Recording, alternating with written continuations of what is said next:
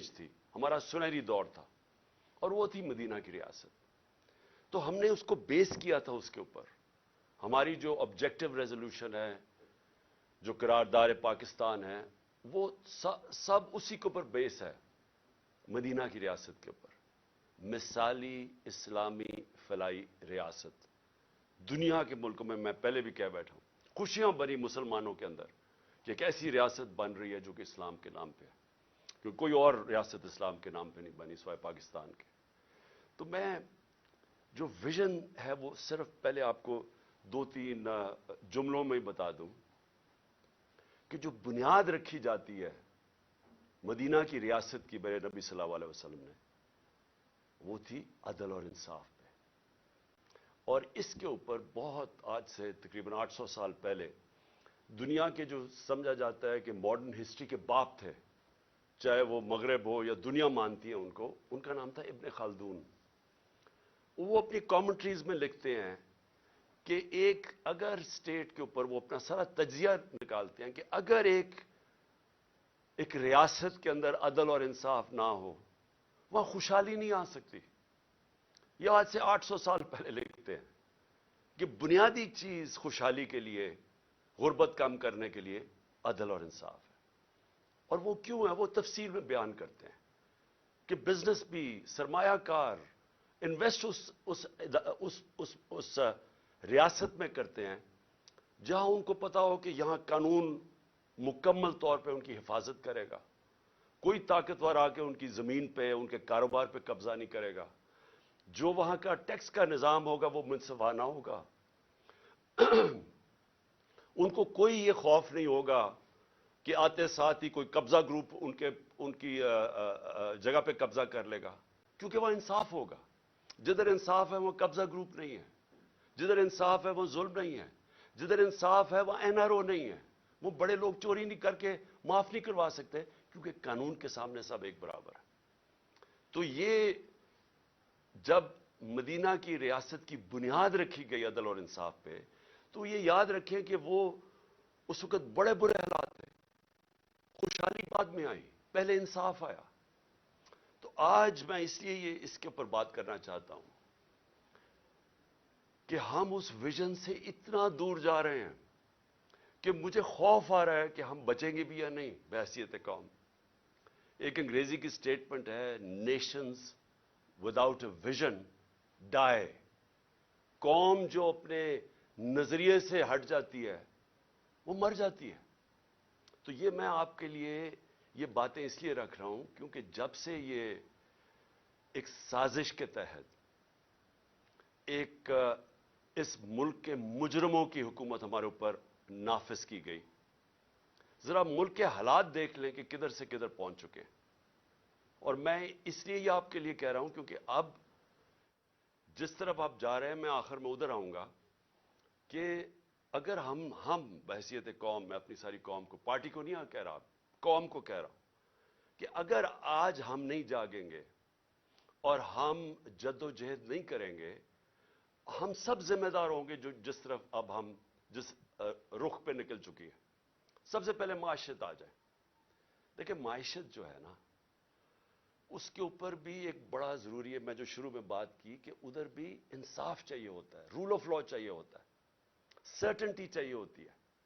لوگوں کو یہ, جب تک مجھے یہ اعتماد نہیں ہوگا کہ آج جو میں یہ فیکٹری بنا رہا ہوں, میں دکان بنا رہا ہوں, میں پیسے لگا رہا ہوں, اپنی محنت کے سرمایہ کاری کر رہا ہوں, جب تک مجھے یہ نہیں پتا چلے گا کہ یہ آگے بھی یہی سسٹم رہے گا, جب تک مجھے یہ اعتماد نہیں ہوگا کہ یہ قانون نہیں ایک دم بدل جائے گا, یہ اب سسٹم چلے گا, تب تک میں پیسے نہیں لگاؤں گا.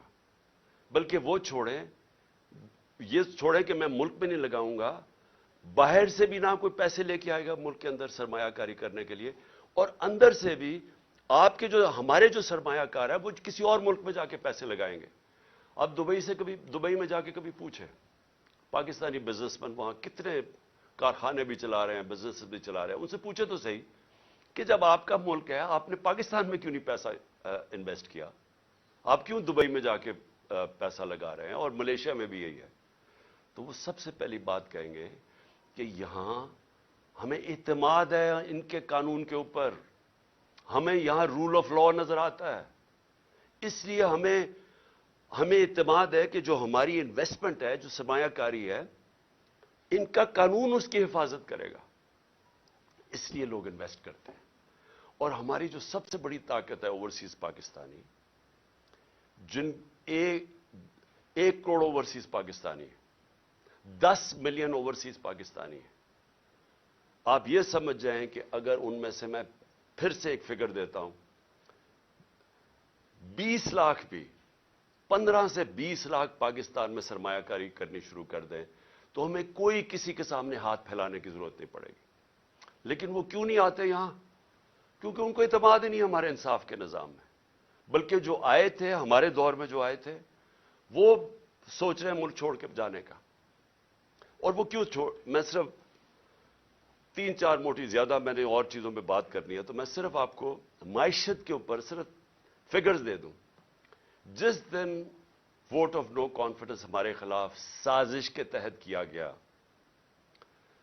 تو ڈالر پاکستان میں 178 روپے کا تھا. 178 روپے کا ڈالر تھا جب vote of no confidence assembly میں دائر کیا گیا. آج ابھی 9 مہینے ہوئے ہیں, آج پاکستان کے اندر ڈالر 100 روپیہ مہنگا ہو چکا ہے. صرف اب 1 ہفتے کے اندر 50 روپیہ ڈالر مہنگا ہوا ہے. ہمارے 3 سال 8 مہینے کے اندر 55 روپیہ ڈالر مہنگا ہوا. یہاں صرف 1 ہفتے کے اندر 50 روپے ڈالر مہنگا ہوا ہے. میں کیوں ڈالر کا آپ کو بتا رہا ہوں کہ اس کے بہت بڑے اب آگے جا کے اس کے اثرات پڑنے لگے ہیں عام لوگوں کے اوپر. آپ جو سن رہے ہیں, آپ سب کے اوپر اب اس کے اثرات آنے لگے ہیں کہ یہ آ چکے ہیں. مہنگائی آ چکی ہے. ابھی بھی جو مہنگائی ہے 50 سال میں پاکستان کی تاریخ میں سب سے زیادہ مہنگائی ہے. اس وقت جو عام انسان چیزیں خریدتا ہے, سب سے جو بنیادی چیز ہے وہ آٹا ہے. وہ 60 روپے کلو سے پہنچ گیا ہے 150 روپے پہ. یہ عام آدمی کھاتا ہے. اس کے علاوہ گھی کدھر سے کدھر گیا ہے. اور جو لوگ بجلی استعمال کرتے ہیں, گیس کرتے ہیں, یہ سب مہنگی ہوئی اور مزید اور مہنگی ہونے جا رہی ہیں. جیسے جیسے روپیہ گرے گا, جو چیز ہم باہر سے خریدتے ہیں, جس میں جدھر بھی امپورٹ شامل ہے, وہ سب مہنگی ہوتی جا رہی ہیں اور ہوں گی آگے جا کے. تو اس کے ابھی پورے اثرات آئے نہیں ہیں, آنے والے ہیں. تو یہ کیسے کون سی قیامت آئی تھی کہ پاکستان کے اندر اس طرح کی معیشت ڈوبنے کے اوپر کھڑی ہے؟ کیا ہوا؟ تیل کا ہی کہتے ہیں نا اثر. ہم تیل امپورٹ کرتے ہیں, تیل جب مہنگا ہوتا ہے, بجلی مہنگی, اس کا سارا اثر پڑ جاتا ہے ٹرانسپورٹ پہ, ہر چیز پہ. اور جب وہ ہر انسان کو افیکٹ کرتی ہے. تو تیل, پھر سے میں بتا دوں کہ ہمارے دور میں 110 سے 115 ڈالر بیرل پہ گیا تھا. آج پہلے کو 75 ڈالر پہ چلا گیا تھا, نیچے گر کے اب کوئی 85 ڈالر کے اوپر تیل ہے بیرل. تو کس وجہ سے یہ ایک دم یہ جو طوفان آ گیا مہنگائی کا, اور ہر چیز مہنگی اور روپے پہ پریشر. آج پاکستان کے ریزروز ادھر پہنچ گئے ہیں جدھر ہم نے جب ایٹمی دھماکہ کیا تھا تو اس سے بھی نیچے پہنچ گئے ہیں.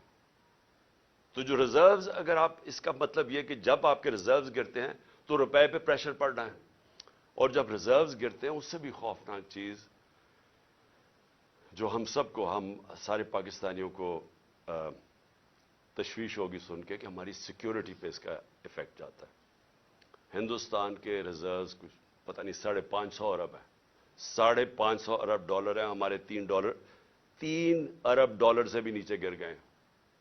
تو کہاں 550 ارب ڈالر اور کہاں 3 ڈالر سے نیچے گرنے کا.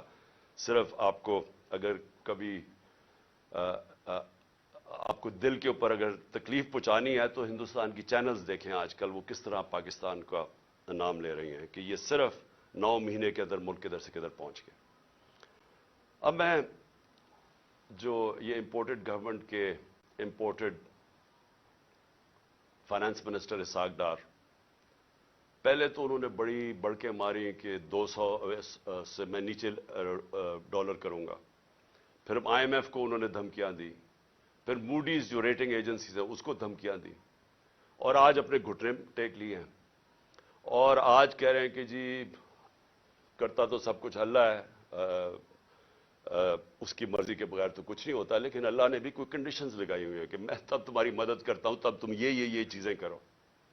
और उसके बाद खैरात के ऊपर आ गए हैं कि खैराती इदारों को कहेंगे कि वो आके मदद करें पाकिस्तान की। इसका मतलब कोई रोड मैप, कोई सोल्यूशन नहीं है, कोई आगे रास्ता नहीं है, इनको कोई पता नहीं है कि अब यहां से आगे जाना कैसे। और मैं आपको पेशन गोई करता हूं कि ये जो इंपोर्टेड सारे लोग मुसल्लत किए गए, ये भागने की भी तैयारी कर रहे होंगे। इनका स्टेट पाकिस्तान में नहीं है। इसहाक डार के और इनके बच्चों की जरा प्रॉपर्टीज देखिए और इनके पैसे बाहर कितने पड़े। इनका जो मास्टर है नवाज शरीफ, उसकी जरा रहन सहन लंदन में देखिए कितना है। आसिफ जरदारी की कितनी प्रॉपर्टीज बाहर पड़ी हुई हैं, ये सबको पता है, हमारी एजेंसीज को पता है। जो आज लोग इनकी मदद कर रहे हैं, जो हैंडलर्स पीछे से बैठ के, इन सबको पता है कि इनकी प्रॉपर्टीज कितनी बाहर पड़ी हैं, कितना पैसा इस मुल्क का चोरी करके गए। तो आज ये कह रहे हैं कि खैरात पे पाकिस्तान, यानी कि बैरून मुल्क लोग पैसा खैरात के ऊपर पाकिस्तान दे और अपना पैसा बाहर रखा हुआ है। कौन इनको पैसा देगा? तो इसका मतलब इनके पास कोई रोड मैप नहीं है।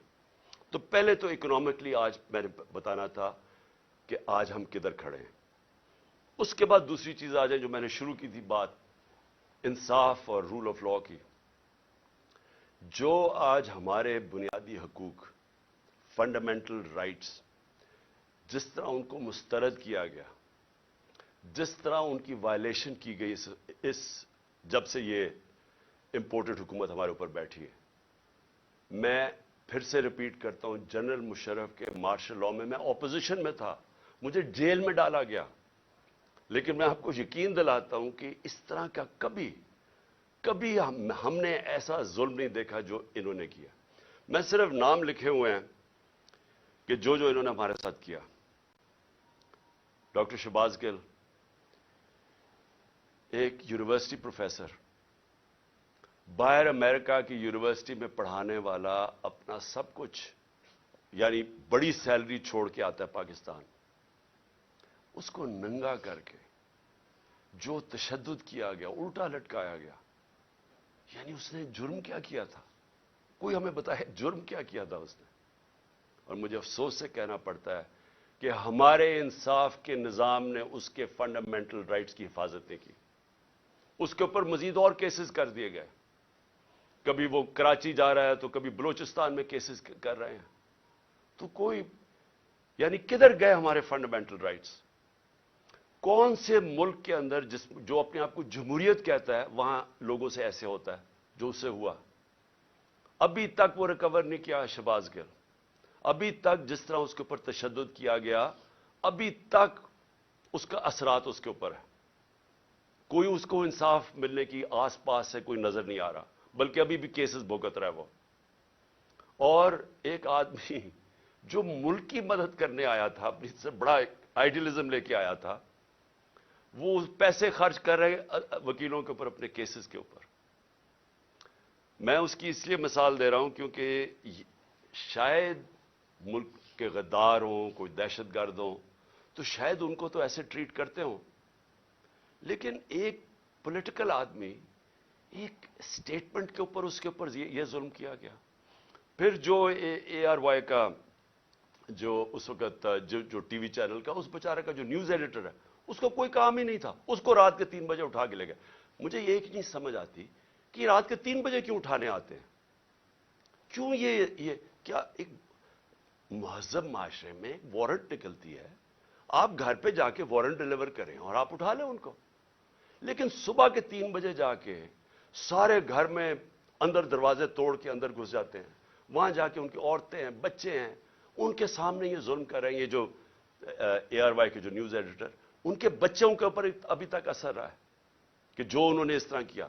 25 मई को जो उन्होंने हमारे साथ किया, 25 मई को लोगों के घरों में घुसे, 3-3 बजे तक रात के लोगों के घरों में गए, वहां इसी तरह दरवाजे तोड़ के गए। एक जो मेजर साहब थे, ان کے گھر میں جب دروازہ توڑ کے گئے تو انہوں نے گولی چلائی. کسی کو کیا پتا کہ ڈاکو آ گیا, کون آ گیا رات کو. تو وہ بیچارہ سپاہی بیچارہ ایسے مارا گیا بیچ میں. ذمہ داری ان کی تھی جنہوں نے آرڈر کیا, اور اس کو اٹھا کے لے گئے, اور اس کو پھر اس کے اوپر تشدد کیا. اس کے بیٹا, اس کا کوئی قصور ہی نہیں تھا. وہ کہہ رہے ہیں میجر صاحب کہ میں نے گولی چلائی ہے. اس کے بیٹے کو لے گئے, اور جو بیٹے کے اوپر تشدد کیا کتنے مہینے رکھ کے, کدھر گئے فنڈامنٹل رائٹس؟ اور اس کے بعد اعظم سواتی سینیٹر, باہر پیسے اس نے جا کے پیٹرول پمپ کے اوپر امریکہ میں کام جھاڑو دے کے اپنی بزنس بنائی, پیسہ بنایا, اور وہی آئیڈیلزم لے کے وہ پیسہ سب اپنا پاکستان بھی لے, پاکستان بھی آ گئے, سینیٹر بن گئے. ایک ٹویٹ کے اوپر, اور ٹویٹ اتنی سچی ٹویٹ ہے کہ باجوہ کو کہہ رہے ہیں کہ آپ نے NRO2 دیا, ساری قوم کہتی ہے اس نے دیا, اس میں تو کوئی شک نہیں ہے. اس کے اوپر جو تشدد کیا گیا, بچوں کے پوتے اور پوتیوں کے سامنے صبح کے 3 بجے گھس کے اس کو پہلے مارا, پھر حوالے کیا گیا نامعلوم افراد کے جن کا نام بھی انہوں نے لیا ہے, اور ان کو اس کے اوپر ننگا کر کے پھر تشدد کیا. پھر ایک گندی ویڈیو بنا کے بیوی کو گھر دے دی, بیوی اور بیٹی کو. یعنی یہ کون سی بنانا ریپبلک میں, کدھر گئے فنڈامنٹل رائٹس؟ پھر آگے آ جائیں, فواد چودھری پھر صبح کے 3-4 بجے پہنچ گئے گھر, ادھر سے پھر اٹھایا, ہتھکڑیاں لگائیں, اوپر کپڑا. یعنی یہ کوئی دہشت گرد تھا کیا تھا؟ اس کو پھر پھرایا چاروں طرف, اور جو اس سے کیا, چھوٹی بیٹیاں وہ ٹراماٹائزڈ, بیٹیوں کے اوپر اثرات ابھی تک. پھر شندانہ گلزار, کیا اس نے شندانہ نے کیا کہ اس کو دہشت گرد بنا دیا؟ یہ جمہوریت ہے. آپ اگر کوئی بیان دیتا ہے اس کو مسترد کر دیں. یہ کیسے ہو گیا کہ اس کے بیان کے اوپر اس کو دہشت گرد بنا دیا, اس کے اوپر کیس کر دیا دہشت گردی کا؟ پھر شیخ رشید کو پہلے, اور فواد چودھری کو ہائی کورٹ 4 دفعہ ہائی کورٹ نے آئی جی کو کہا کہ میرے سامنے فواد کو لے کے آؤ. آئی جی نے کوئی پرواہ نہیں کی, کہیں اور سے آرڈر مل رہے تھے, کوئی فکر نہیں کی انہوں نے. اور پھر شیخ رشید بیل دے دیتی ہے عدالت, اسلام آباد ہائی کورٹ, اور کیسز ڈال کے اس کے اوپر کیسز پہ کیسز بنائی جا رہے ہیں, اور اس کو رکھا ہوا ہے. ایک کتنی دفعہ شیخ رشید منسٹر بن چکے ہیں, عمر ان کی 75 سال ہے, رات کو ہتھکڑیاں باندھ کے ان کو کمرے میں رکھا ہے, ان کے اوپر کپڑا ڈالا رکھا ہے. یعنی یہ میں اپنے انصاف کے نظام کو آج پوچھ رہا ہوں, کدھر گئے ہمارے فنڈامنٹل رائٹس؟ اور پھر میں گنانا چاہتا ہوں, عمران ریاض کو اٹھایا.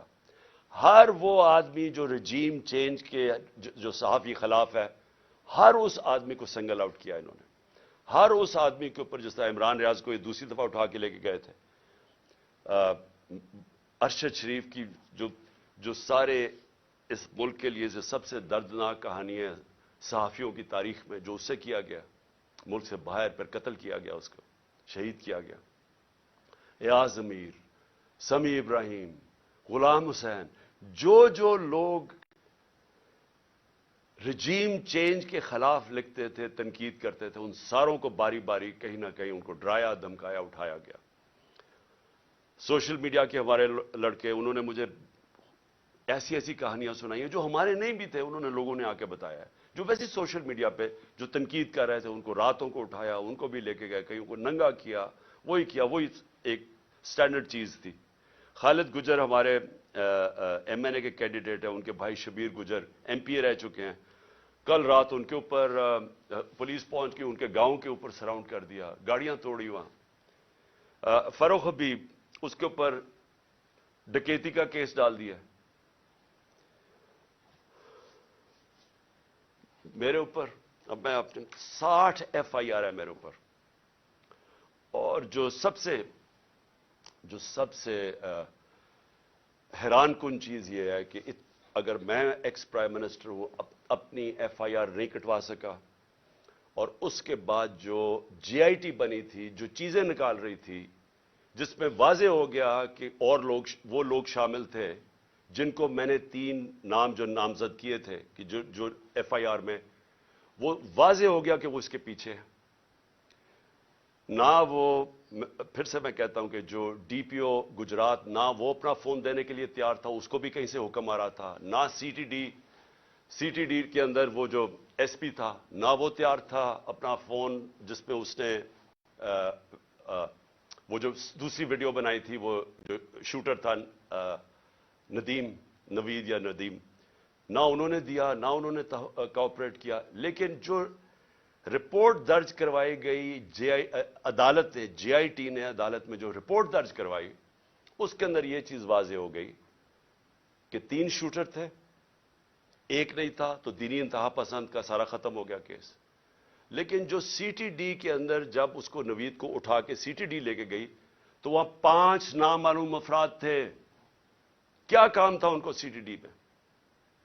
تو کیا اگر کسی میں کوئی شک ہے تو اب یہ شک ہٹ جانا چاہیے کہ یہ جن لوگوں نے کروایا تھا ان کا کام میری حفاظت کرنا تھا، انہوں نے یہ کروایا سب کچھ، اور اس لیے وہ کور اپ کر رہے ہیں. کیئرٹیکر گورنمنٹ کیسے ہو سکتی ہے کہ جے آئی ٹی کی جو پنجاب گورنمنٹ نے نوٹیفائی کی ہوئی جے آئی ٹی، اس کو بند کر دیا، اس کا کام نہیں کرنے دے رہا ہے؟ کس چیز کا خوف ہے؟ کیونکہ طاقتور لوگوں نے اپنا فیصلہ کیا ہوا ہے کہ اگر وہ قانون کے اوپر ہے، یہ ہے. اور پھر میں واپس جاتا ہوں کہ یہ سارے جو میں نے آپ کو کیسز اس لیے بتا رہا ہوں کہ یہاں رول آف لا نہیں ہے، یا انصاف ختم کر دیا ہے، یا جنگل کے قانون کی طرف نکل گیا پاکستان. اور کوئی ملک جدھر انصاف اور رول آف لا نہیں ہے وہاں خوشحالی نہیں آ سکتی. یہ ہم اندھیرے کی طرف لے کے جا رہے ہیں، اور یہ مزید جتنی یہ اور کوششیں کر رہے ہیں، جتنا ہمیں ڈرانے دھمکانے کی، یہ صرف ثابت کر رہے ہیں کہ اس ملک میں مائٹ از رائٹ ہے، جس کی لاٹھی اس کی بھینس، کہ کوئی انصاف نہیں ہے کمزور کو. یہ ثابت کر رہے ہیں کہ یہ جو لوگ اوپر بٹھائے ہوئے ہیں ہمارے، ان کا صرف مقصد ہی ایک ہے کہ کسی نہ کسی طرح اپوزیشن کو ڈرا دھمکا کے ختم کرو، تاکہ یہ ختم ہو جائے. تو پھر وہ جو میں جس کا نام 12th مین بھی رکھا ہوا ہے، وہ لڑنے سے بھاگا آئے. جب وہ سمجھ جائے کہ اب گراؤنڈ تیار ہو گئی ہے تو تب وہ آ کے الیکشن جیت کے تو کہے جی دیکھیں بہت بڑا مارکا مارا. یہ صرف گیم پلان ہے. لیکن جو تیسرا میرا پوائنٹ ہے کہ جو پولیٹیکل اس وقت جو ہمارے ملک میں پولیٹیکل انسرٹنٹی ہے، جس کی وجہ سے کبھی بھی معیشت ہماری کبھی بھی وہ استحکام اس میں نہیں آ سکتا جب تک آپ پولیٹیکل سٹیبلٹی نہ لے کے آئیں. تو ہم نے جب فیصلہ کیا، میں نے فیصلہ کیا کہ ہم اپنی 2 گورنمنٹس کو ڈیزالو کرتے ہیں، پختونخوا اور پنجاب کو، تو اس کے پیچھے اپنا ملک کا سوچ رہا تھا کہ میں نے سوچا کہ اگر ہم، آئین کہتا ہے کہ جیسی آپ اپنی گورنمنٹ ڈیزالو کرتے ہیں، جو گورنر ہے اس نے 90 دن کے اندر الیکشن کی ڈیٹ دینی ہے. یہ پاکستان کا آئین ہے. میں نے وہ آئین سوچ کے اپنی گورنمنٹس کو ڈیزالو کیا تھا، اور مجھے تب لوگ کہتے گئے ہمارے کہ یہ نہیں کریں گے، کہ یہ جو طاقتور لوگ ہیں یہ نہیں ہونے دیں گے. اور انہوں نے پوری پہلے کوشش کی کہ کسی نہ کسی طرح ہمیں پنجاب میں کانفیڈنس ووٹ نہ ملے، پھر کہ ہم ڈیزالو نہ کر سکے تھے. ڈرایا دھمکایا، یہاں آ کے بیٹھ گئے وہ طاقتور ہینڈلرز، اور انہوں نے پوری کوشش کی. لیکن اللہ ایک پلان اوپر والے کا بھی ہوتا ہے نا، وہ کامیاب ہو گیا. ہمیں 186 ووٹ مل گئے، اور ہم نے اپنی گورنمنٹ، جب کانفیڈنس مل گیا ووٹ، ہم نے اپنی گورنمنٹ ڈیزالو کر دی. اب یہ سارا ملک اب تماشا دیکھ رہا ہے کہ ابھی تک 18 دن ہو گئے ہیں، دونوں گورنرز نے ڈیٹ نہیں دی الیکشن کی. اور یہ جیسے ہی 90 دن ختم ہوں گے تو ساری قوم سمجھ جائے کہ اس کے بعد یہ آرٹیکل 6 لگے گا ہر کوئی جو گورنمنٹ میں بیٹھا ہوگا، کیونکہ وہ بالکل گورنمنٹ، جو بھی گورنمنٹس ہوں گے ایلیگل ہو جائیں گی، وہ آئین کے خلاف ہو جائے گی. اور جو بھی یہ کوشش کر رہا ہے کہ کسی طرح اس کو آگے کھینچا جائے، اور وہ ہمیں پتہ ہے کون کوشش کر رہے ہیں. ایک تو یہ جو امپورٹڈ ڈاکو بیٹھے ہوئے ہیں ہمارے اوپر، یہ خوف زدہ ہیں الیکشن سے. ان کو پتہ ہے کہ الیکشن میں یہ جیت نہیں سکتے، اور انہوں نے تیاری کی ہوئی تھی کہ جتنا ٹائم گزرتا رہے گا اس کے اندر یہی حربے استعمال کر کے ہمیں کمزور کرتے جائیں گے، FIRs کاٹتے جائیں گے. عمران خان کی جیل کی پلان کیا ہوا ہے کہ اس کو جیل میں ڈالیں گے.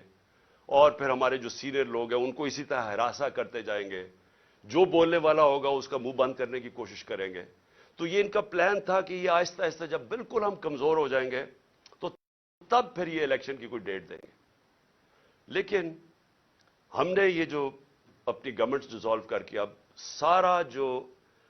جو سارا پاکستان آج پاکستان کی عدلیہ کی طرف دیکھ رہا ہے، اور میں یہ امید رکھتا ہوں کہ ہماری عدلیہ آئین کے ساتھ کھڑی ہوگی، کیونکہ اگر یہ 90 دن سے اوپر جاتا ہے تو یہ پاکستان کے آئین نہیں، پاکستان کے رول آف لا نہیں، یہ ساری پاکستان کی جمہوریت اس وقت ختم ہو جاتی ہے.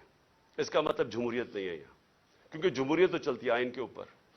تو لہٰذا یہ سب اب سارا قوم تماشا دیکھ رہی ہے کہ کیا 90 دن میں الیکشن ہوگا یا نہیں ہوگا. میں ابھی آپ کو کہہ رہا ہوں کہ یہ جو امپورٹڈ حکومت ہے یہ اتنی خوفزدہ الیکشن سے، کیونکہ انہوں نے پوری کوشش کی سب کو ملا کے، جو 16 جولائی کو الیکشن ہوئے تھے، بائی الیکشنز پنجاب میں، اس کے باوجود ہار گئے. پھر اس کے بعد ساری جماعتیں ایک ٹکٹ پہ لڑی، پھر ہار گئی، وہ جو اگلا اکتوبر میں الیکشن ہوا تھا. تو یہ ڈرے ہوئے الیکشن سے، تو یہ الیکشن سے ڈرے ہوئے ہیں، ملک تباہی کی طرف لے کے جا رہے ہیں. روڈ میپ ہے کوئی نہیں، کوئی چیز کنٹرول میں ان کے نہیں ہے. صرف اور صرف اس ڈر سے کہ الیکشن نہ ہار جائیں، ان کو کوئی فکر نہیں ہے کہ ملک برباد ہو جائے، کیونکہ ان کے پیسے باہر پڑے ہوئے ہیں، ان کا پاکستان میں سٹیک ہی کوئی نہیں ہے. انہوں نے پھر سے میں کہہ رہا ہوں یہ پھر باہر بھاگیں گے. لیکن اس جو ملک میں رہنے والے لوگ ہیں ان سب کو تو سوچنا چاہیے نا کہ ہم کدھر جا رہے ہیں، اور ان کو فکر کرنی چاہیے، ہم سب کو فکر کرنی چاہیے کہ اگر یہ ملک نہیں ہے تو ہم نہیں ہیں. اور اگر جس طرح معیشت تباہ ہوتی جا رہی ہے تو سب سے پہلے تو ہماری ساورنٹی جا رہی ہے، آزادی ہماری جائے گی، اور جو ہم پہلے سے کہہ بیٹھے. تو میں آخر میں میں ختم کرنے سے پہلے میں یہ جو دہشت گردی ہوئی، دہشت گردی کو بھی پوری کوشش کی گئی کہ کسی نہ کسی طرح اس سے سیاسی فائدہ اٹھایا جائے. میں یہ شہباز شریف کے سامنے رکھنا چاہتا ہوں، کیونکہ شہباز شریف کو کوئی یا تو یاداشت ختم ہو گئی ہے یا پریشر میں آ کے ان کو چیزیں نہیں یاد. تو انہوں نے کہا جی کے پی نے پیسہ نہیں خرچ کیا یا کچھ نہیں کیا یا کے پی ذمہ دار ہے. میں صرف آپ کو بتانا چاہتا ہوں کہ پختونخوا میں 2013 میں جب ہماری حکومت آئی تھی تو تقریباً 700 پولیس والوں نے شہادتیں دے چکے تھے. پولیس ڈیمورلائز تھی، پولیس کے حالات برے تھے اس وقت، کیونکہ پولیس اپنے آپ کو ڈیفینڈ کر رہی تھی، لوگوں کو کیسے ڈیفینڈ کرتی. اور سب سے زیادہ جو قربانی دی وہ پختونخوا اور اب جو قبائلی علاقہ اس کا حصہ بن گیا، قبائلی علاقے کے لوگوں میں سب سے زیادہ قربانی، اور اس کے بعد پختونخوا کے لوگوں نے سب سے زیادہ وار آن ٹیرر میں قربانی دی تھی. اس لیے کل وہ اتنی تعداد میں نکلے ہیں امن مارچ میں، کیونکہ ان خوف ہے کہ پھر سے آپریشن شروع ہوا تو پھر جس وقت آپریشن ہوگا تو اس میں بے قصور شہری مارے جاتے ہیں جس طرح پہلے وہ مارے گئے تھے. تو اس لیے ان کو خوف آ رہا ہے کہ کسی طرح یہ امن ہو وہاں، یہ پھر سے آپریشنز نہ شروع ہو جائیں. لیکن جب شہباز شریف نے کہا نا کہ ہم نے کوئی توجہ نہیں دی، تو میں ذرا صرف آپ کو فگرز بتانا چاہتا ہوں. 9 سال، اور مجھے اس چیز کا فخر ہے کہ ہم جب 2013 کے اوپر آئے تو صرف آپ گراف دیکھ لیں دہشت گردی کا، اس سے پہلے دیکھ لیں اور اس کے بعد سارا دہشت گردی نیچے آئی، اور وہ نیچے آئی میں بتاؤں گا کیوں آئی. اور ہم جب فیڈرل گورنمنٹ میں تھے تو کیوں نہیں اس طرح کی دہشت گردی تھی. تب ہم ذمہ داری تب لیتے ہیں جب ہم گورنمنٹ میں بیٹھے ہوئے تھے. جب گورنمنٹ سے 9 مہینے نکل چکے ہیں، ذمہ داری آپ کی ہے، نااہلی آپ کی ہے. پختونخوا نے 9 سالوں میں 2013 کے بعد 600 ارب روپیہ خرچ کیا سیکیورٹی کے اوپر. اس سے پہلے ٹریننگ کا ایک پولیس کا سکول تھا، 4 سکول بنائے ہمارے ہوتے ہوئے، 4 نئے سکول بنائے گئے پولیس کے ہمارے دور میں 9 سالوں میں. اس سے سب سے امپورٹنٹ چیز کہ ایلیٹ ٹریننگ سکول بنایا نوشہرہ میں کہ ایلیٹ پولیس اس کی ٹریننگ کی جائے. اسپیشل کمبیٹ فورس بنائی گئی جس کا صرف مقصد تھا کہ دہشت گردی کے لیے ان کو ٹرین کیا جائے. اس کی وجہ سے دہشت گردی نیچے آئی. پھر شہباز شریف نے کوئی کہا کہ جی فورینزک डीएनए की लेबोरेटरी नहीं बनी। 2017 में खैबर मेडिकल कॉलेज में डीएनए की लेबोरेटरी बनाई गई। तो मैं ये जो झूठ बोले गए वो खत्म करना चाहता हूं। फिर उसने कहा कि फाटा का जो बजट है उसमें सारे सूबे कंट्रीब्यूट कर रहे थे। जब फाटा का मर्जर हुआ तो सब ने फैसला किया कि हाँ हम पैसे देंगे, ताकि फाटा जब हिस्सा बना पख्तूनख्वा का तो उसको आराम से अब्जॉर्ब करने के लिए यह फैसला हुआ था।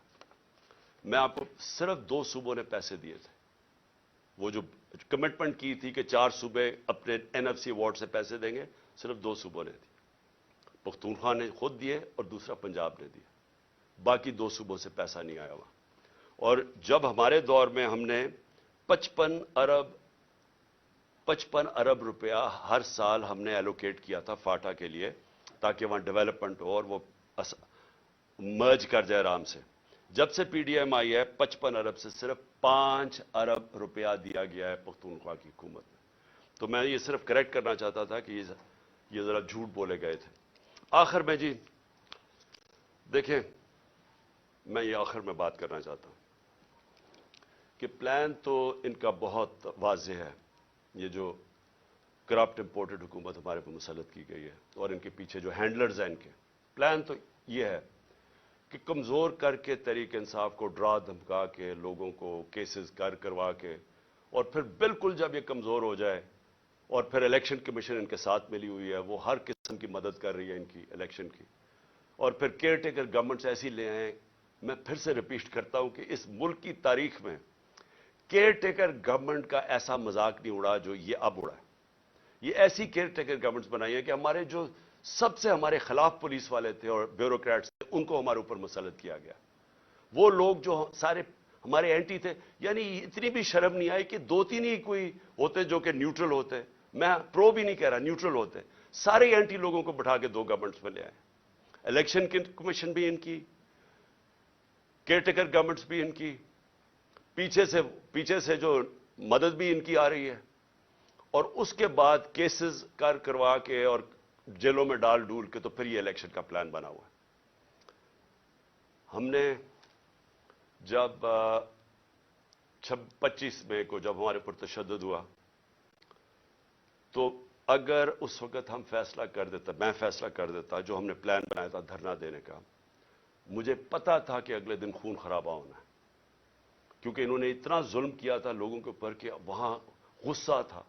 हम सारे हमारे वर्कर्स में सब में गुस्सा था, और मुझे पूरा यकीन था कि अगले दिन क्लैश होना है और खून खराबा होना और इंतशार फैलना है। मैंने वो कॉल ऑफ कर दी। जो लॉन्ग मार्च थी 25 की सुबह को कॉल ऑफ कर दी, 26 की सुबह को।